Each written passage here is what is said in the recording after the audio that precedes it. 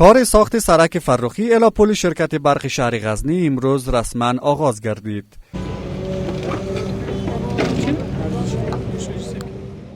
مسئولان میگویند که این سرک با درازای حدود 1 کیلومتر با عرض 23 متر با هزینه 25 میلیون افغانی از بودجه داخلی ریاست شاروالی این ولایت ساخته می شود که در مدت 6 ماه تکمیل خواهد شد.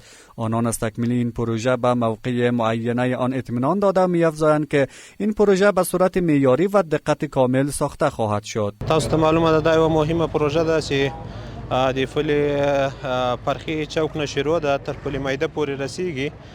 تقریبا څه کم 1 کیلومتر چې 802 متره اوږدوالی ده او په ټوله کې یعنې چې زور سرک هم ورسره چې 3 متره یې سور راځي.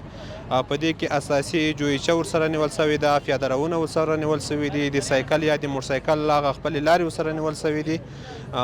دا د ښاروالۍ ریاست د خپلې داخلي بودجې نه کېږي چې د هغې هغه ټول ټال بودجه تقریبا څه کم 25 میلیونه ته رسیږي. نو یعنې 30 میلیونه او 16 لکه 15,000 د دغه تخمینی قیمت ته چې د ښاروالۍ د خپلې داخلي بودجې نه ورکول کېږي. در همین حال شهروندان از این اقدام ریاست شاروالی استقبال کرده و می‌افزایند که با تکمیلی این پروژه سهولت بیشتر در امر عبور و مرور عابرین ایجاد گردیده و از ازدحام بیشتر جلوگیری خواهد شد. مشکلات مردم خیلی رفع میشه، خیلی مشکلات مردم داشت، بندش سرک بود، ازدحام مردم بود، مردم در تکلیف بود. این سرک که جور شه این خو آسایش بخش مردم است، افتخار بخش ولایت غزنی است و این خیلی آسودگی و سهولت بخش مردم میاره. مردم ماده اینجا خیلی مشکلات داشت، واقعیت هم رابندی میشد و مردم در خیلی مشکلات جدی بود و بازم الحمدلله که این پروژه امروز افتتاح شده که ما خوشحال هستیم از دولت خود، از مردم خود.